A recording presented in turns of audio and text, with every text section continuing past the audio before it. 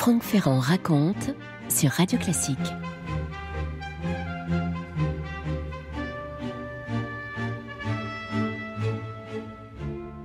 Il s'agit sans doute du meurtre le plus poussif d'une histoire russe qui pourtant en a connu beaucoup. Raspoutine, après avoir ingurgité des petits gâteaux et du madère saturé d'un poison violent, et bien qu'il ait reçu une balle de revolver dans la région du cœur, cette force de la nature va trouver le moyen de résister et de se défendre. Oui, c'est l'histoire d'une mise à mort que je vais vous raconter, une agonie interminable pour la victime bien sûr, mais aussi pour ses agresseurs qui vont revivre ce cauchemar jusqu'à leur dernier souffle. Le mobile des conjurés se voulait héroïque, tirer la Russie impériale des griffes du mage Raspoutine. Mais qui peut mesurer les répercussions de ce genre de drame ? L'exécution pénible de Raspoutine n'aura pas l'effet bénéfique escompté, mais elle n'en va pas moins changer la face du monde. Alors, si vous voulez comprendre comment on en est arrivé là, il faut se reporter quelques années en arrière. On est au palais Alexandre de Tsarskoye Selo. Le tsar Nicolas, la tsarine Alexandra, que son mari surnomme affectueusement Sunshine, règne, vous savez, dans une sorte d'éclat d'amour. Ils sont avec leurs enfants, Olga, Tatiana, Maria, Anastasia. Il y a aussi un petit garçon, le tsarevitch Alexis. Tout ce monde-là s'aime beaucoup. C'est une famille idéale. Mais le tsarevitch est celui par qui le malheur s'est insinué dans cette petite famille idéale, car Alexis a hérité de la branche maternelle une affection grave, il est hémophile. Un triste jour, le petit garçon, Alecha, comme on l'appelle affectueusement en privé, fait un faux mouvement en jouant. Il tombe des bras de l'homme affectué à sa garde, le marin Derevenko. On doit l'aliter, son état empire très vite. Un gros hématome à son genou a pris un vilain aspect. Et les médecins, le sachant hémophile, sont très pessimistes, il faut bien le dire. Et ses parents sont là complètement effondrés à son chevet. « Papa, lance le petit garçon, quand je serai mort, fais-moi enterrer en bas dans le parc. » Vous imaginez les sanglots de toute la famille. Et c'est la grande duchesse, épouse du grand-duc Nicolas Nikolaïevitch, qui va parler d'un mage qui serait une sorte de guérisseur, un homme de Dieu. Il s'appelle Grigori Efimovitch et tout le monde l'a surnommé Raspoutine, ce qui veut dire le débauché. Alors, Alexandra, qui ne sait plus à quel saint se vouer et qui voit son enfant dépérir, dit « Eh bien, faites-le venir, votre Grigori ». C'est un moujik de Sibérie qui débarque dans un grand cafetan noir taché de graisse, avec une tignasse hirsute, une longue barbe, des yeux perçants, un regard insoutenable. Tout le monde est effrayé de le voir arriver au palais, mais pas l'enfant, qui lui est simplement un peu étonné. « Ne crains rien, lui dit le mage. Ne crains rien, Alecha. Tout va bien maintenant. » Il passe la main sur le genou de l'enfant. « Tu vois, dit-il, je chasse tes vilaines souffrances. » Et c'est vrai que quelques minutes seulement après l'intervention du guérisseur, on voit l'enfant allonger sa jambe, se redresser. Il écoute le mage qui finit par se retirer avec force révérence. À ce moment-là, l'impératrice demande à son fils s'il souffre encore. « Mais non, maman, plus du tout, dit l'enfant. » Et dans la pièce d'à côté, on voit une scène qu'on ne peut voir que dans la Russie éternelle. La tsarine, l'impératrice en personne, à genoux, le visage baigné de larmes et qui baise les mains de cet illuminé, de ce mendiant élu de Dieu. Alors, d'où vient-il, ce Grigor Efimovitch ? Il vient d'un village sibérien qui s'appelle Pokrovskoye. Son père était voiturier. Il s'est beaucoup occupé des chevaux pendant son enfance et ça l'a marqué. C'est un excellent cavalier du reste. Il a été traumatisé par un accident. Il a vu son frère se noyer sous ses yeux dans une rivière.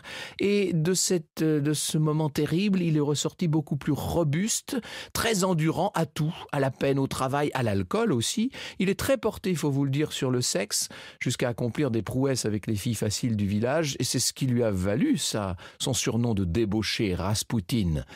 Adolescent, il n'en a pas moins eu une vision. Des anges lumineux sont descendus du ciel pour lui parler, pour l'élire d'une certaine manière. Et comme depuis son enfance, il était fasciné par la vie de Jésus, on l'a vu adopter l'attitude d'un saint homme. Et c'est là toute l'ambivalence de Raspoutine.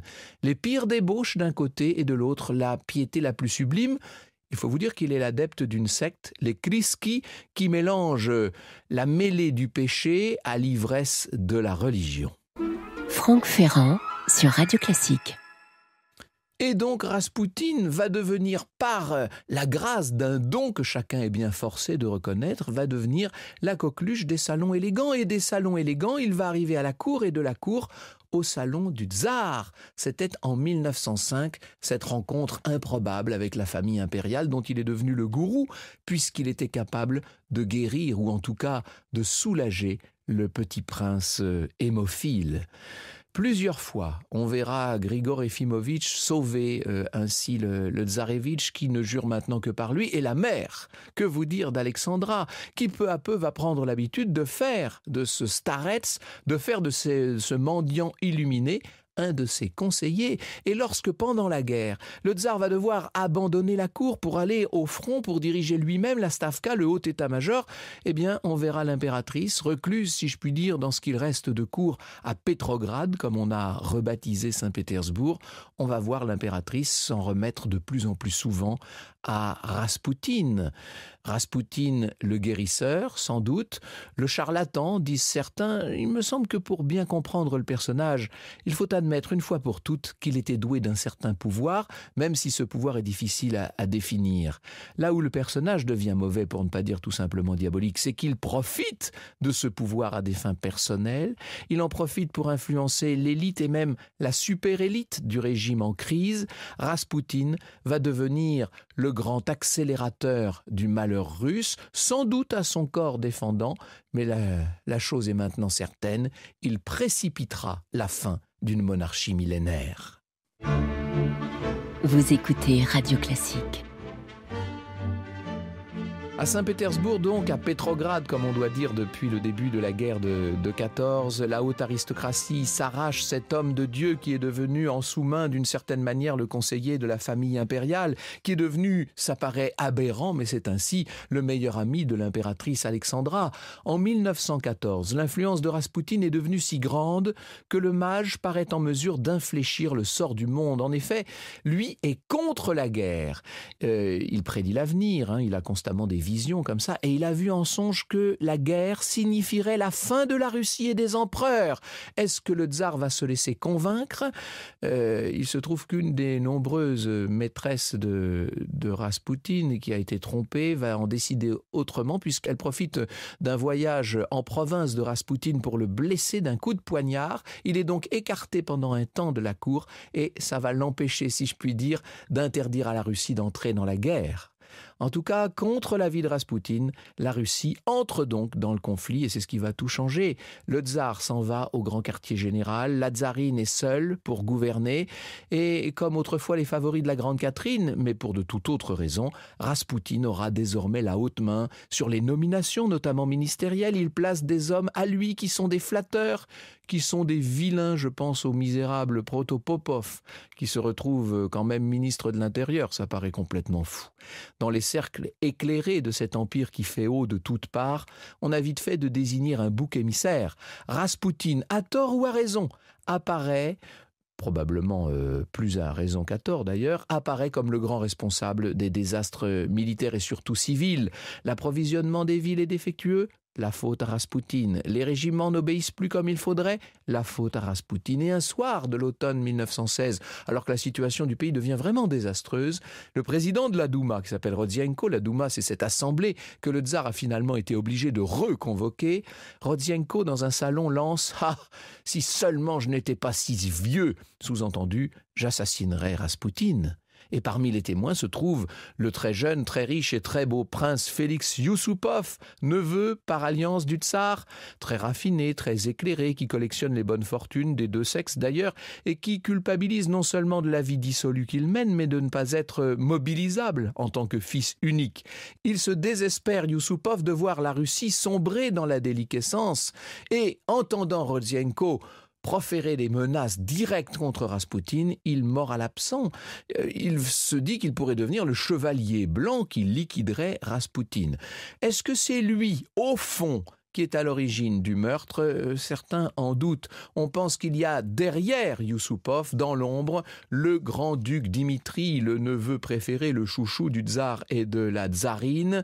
Il y aurait aussi le capitaine Soukhotine, il y aurait le député Pourishkievitch, il y aurait pas mal de monde, dont le terrible docteur Lazovert.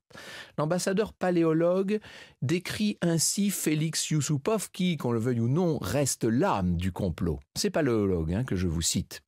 Son dilettantisme se plaît un peu trop aux fantaisies perverses, aux images littéraires du vice et de la mort. Ses instincts, son visage, ses allures le font ressembler beaucoup plus au héros de Dorian Gray qu'à Brutus ou Lorenzaccio. Toujours est-il que Youssoupov va décider de s'improviser l'âme de ce complot appelé à sauver la Russie du bourbier dans lequel elle s'égare. Youssoupov n'hésitera pas d'ailleurs à publier la version officielle de l'assassinat dans des mémoires qu'il écrira bien plus tard, lors de son exil en France. Il explique que tout s'est décidé assez vite. Seulement, il y a d'autres versions qui donnent une perspective différente du drame. En 1970, Alain Decaux a recueilli les confidences stupéfiantes de l'un des conjurés, le docteur Lazovert, l'homme qui a fourni le poison. Et selon Lazovert, le chef de l'intelligence service en Russie, donc un espion britannique, aurait joué un rôle majeur dans l'assassinat de Raspoutine par l'entremise de l'un de ses agents féminins. Il aurait approché de hautes personnalités proches du pouvoir, à commencer par le grand-duc Dimitri Pavlovitch, et ce serait Dimitri qui serait le véritable instigateur du complot. Ce qui est certain, c'est que cette histoire a une vraie dimension politique, car beaucoup de responsables russes ou étrangers commencent à suspecter le gourou de la tsarine de vouloir signer une paix séparée avec l'Allemagne, ce que d'ailleurs feront les bolcheviks un peu plus tard. Le piège est en train de se refermer sur Raspoutine en cette funeste nuit du 16 décembre 1916. Franck Ferrand sur Radio Classique. Juste avant la musique, je vous donnais la date de cet assassinat, le 16 décembre 1916, mais c'est dans le calendrier russe, dans le calendrier julien. Chez nous, c'était le 30 décembre, et c'est pour ça que nous en parlons aujourd'hui, bien entendu. Alors, vers minuit, une voiture est venue chercher Raspoutine, qui s'est préparé avec soin, parce qu'après tout, il va dans le monde, n'est-ce pas? Il est invité, il est censé rencontrer Irina Youssoupova, donc l'épouse de Félix Youssoupov. Pour lui, c'est un grand moment. Il a mis sa belle blouse bleue, il a brossé sa barbe. En fait, Irina n'est pas là lorsqu'il arrive au palais Youssoupov. Ce sont les conjurés qui sont là, qui écoutent de la musique à l'étage juste au-dessus pour faire croire qu'il y a une fête. Raspoutine est conduit dans un entresol où il est censé attendre Irina en compagnie de Félix. Et pour le faire patienter, on a prévu du vin, des gâteaux, des douceurs mortelles. Félix Youssoupov a demandé au docteur Lazovert d'empoisonner au cyanure les macarons et le vin. Il y a là de quoi foudroyer un bœuf. Sauf que lorsque Raspoutine commence à se servir, les choses ne se passent pas du tout comme prévu. Sous l'effet du cyanure, évidemment, il aurait dû périr immédiatement. Alors, on le voit s'étrangler un petit peu, se racler la gorge, mais il boit un verre de vin par là-dessus. Le vin est empoisonné, lui aussi. Mais ça ne fait aucun effet. Youssoupov est complètement affolé, bien entendu. Il se dit, c'est pas possible quand même. Il y a là de quoi tuer un régiment. Non. Il est beaucoup plus résistant que tout ce qu'on peut imaginer, ce géant Raspoutine. Il y a une question qu'on peut se poser tout de suite. Est-ce que le docteur Lazovert se serait trompé dans les doses? Est-ce qu'il aurait oublié les effets du sucre qui, c'est vrai, peuvent annuler en partie l'effet du cyanure? Est-ce qu'il a vraiment injecté avec une seringue ce cyanure dans tous les gâteaux? On n'en sait rien. Toujours est-il que pendant 2 heures, je dis bien pendant 2 heures de temps, Félix Youssoupov va essayer d'empoisonner le pauvre Raspoutine, et il passe son temps à monter à l'étage pour donner à ses complices des nouvelles de celui qui refuse de mourir. Raspoutine avait par ailleurs, il faut le dire, un pouvoir de fascination sur Youssoupov. Et vous savez que Youssoupov est un garçon très sensible, à la sensibilité exacerbée. Il y a une relation ambiguë entre ces deux hommes. D'un côté, Youssoupov voudrait voir bien sûr mourir très vite Raspoutine, mais d'un autre, il est bien conscient qu'il est en train de tromper un homme qui à son égard s'était toujours montré d'une parfaite bienveillance, donc il est de plus en plus mal. Qu'y a-t-il, Félix, lui demande Raspoutine. Vous n'avez pas l'air bien. C'est quand même le monde à l'envers. Youssoupov est excédé. Il finit par se saisir du revolver du grand-duc Dimitri Pavlovitch et il va tirer sur Raspoutine. Cette fois, il a l'air mort, Raspoutine. Les 5 complotistes, les 5 conjurés peuvent fêter leur victoire. C'est une scène entrée dans la légende puisque quand Félix Youssoupov ressent le besoin d'aller jeter un coup d'œil au cadavre de sa victime, il va avoir la peur de sa vie. Il s'était appuyé à une table en tournant le dos à Raspoutine et tout à coup, il s'est senti saisi, ça a été l'horreur. Le mort s'était relevé et était en train d'essayer de l'étrangler en l'appelant par son nom, Félix, Félix. Vous imaginez, c'est un véritable film d'horreur. Raspoutine n'est donc pas mort et le voilà qui maintenant s'échappe sur le quai dans la nuit glaciale de Saint-Pétersbourg. Les conjurés se lancent aussitôt à sa poursuite, des armes à la main. Et là, il y a une énigme historique puisque l'histoire officielle nous dit que c'est Purishkevitch qui a achevé Raspoutine d'un coup de revolver, mais il y a une autre hypothèse qui nous dit que c'est le grand-duc Dimitri lui-même qui aurait tiré. Franck Ferrand sur Radio Classique. La seule version complète qu'on ait, c'est celle qu'a livrée le prince Félix Youssoupov. Il n'y a aucune autre preuve, aucun témoignage. Les rapports de police ont tous disparu. Les autres n'ont pas témoigné parce qu'ils avaient juré de ne rien dire. Ils ont toujours reproché à Youssoupov d'avoir d'une certaine façon trahi son serment, mais ou en tout cas violé sa parole, de ne rien dire sur les circonstances de la mort de Raspoutine. Est-ce que Félix nous a dit la vérité ? Je dis Félix, vous savez, il est mort à une période relativement récente et il y a encore des gens qui connaissent bien la Russie et qui ont eu l'occasion de s'entretenir longtemps avec le prince Youssoupov de ce qui s'était passé pendant cette terrible nuit de décembre 1916. Pourquoi ce silence de tous les conjurés ? Est-ce que c'était pour protéger le grand-duc Dimitri, qui, officier de la garde, était de loin le meilleur tireur parmi ceux présents en cette sinistre nuit ? Est-ce que Dimitri s'est contenté de prêter son arme à Youssoupov, lui qui a toutes les raisons de vouloir tuer Raspoutine, celui qui a divisé et discrédité sa famille, la famille impériale. Pire encore, Raspoutine a aussi empêché le mariage de Dimitri avec une des filles du tsar. Mais si un jour le grand-duc Dimitri veut prétendre à la couronne comme il en a le droit et l'ambition, il ne peut pas avoir de sang sur les mains. Ce serait la raison pour laquelle Youssoupov aurait endossé le crime du grand-duc. Bref, il est possible que les conspirateurs aient voulu protéger Dimitri, c'est même très probable. Et puis, il y a une autre thèse qui dit que dans le palais Youssoupov, il y avait donc cet agent britannique. Raspoutine voulant une paix séparée avec la Russie, il est évident que les Alliés et l'Angleterre au premier plan n'avaient aucun intérêt à ce que la Russie aille au bout de ses projets. Et donc, il fallait définitivement mettre un terme au danger Raspoutine. Et c'est vrai que on a retrouvé une balle d'arme anglaise. Et puis à l'appui de cette thèse, la première personne réellement informée, non pas par des rumeurs, mais informée de l'exécution de Raspoutine, a été l'ambassadeur britannique. C'est quand même bizarre cette histoire. Dans cette hypothèse d'une décision des autorités britanniques, on peut penser qu'on aurait envoyé ce tueur professionnel parce qu'on savait que les conjurés étaient des amateurs, qu'ils allaient rater leur coup, qu'ils auraient peut-être tremblé, qu'ils n'auraient pas été au bout. Ça montre en tout cas que la puissance de Raspoutine était devenue un enjeu international dans cette première guerre mondiale. On ne sait pas avec certitude qui est l'auteur de cette dernière balle tirée en plein front. Ce qui est certain, c'est que devant le cadavre, Félix Youssoupov a soudain été pris d'une rage folle et qu'il a pris une barre de fer et qu'il s'est mis à frapper le cadavre avec acharnement.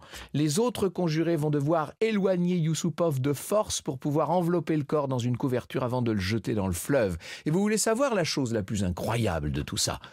C'est que lorsqu'on retrouvera le cadavre de Raspoutine 3 jours après, une rumeur va courir la ville, et la rumeur dit que tout ce qu'il avait enduré n'avait pas suffi à tuer Raspoutine, puisque, selon l'autopsie, il serait mort noyé, figurez-vous.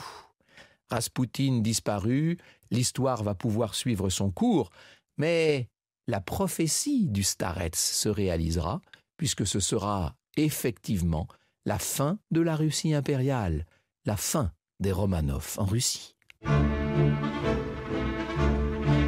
Vous écoutez Radio Classique.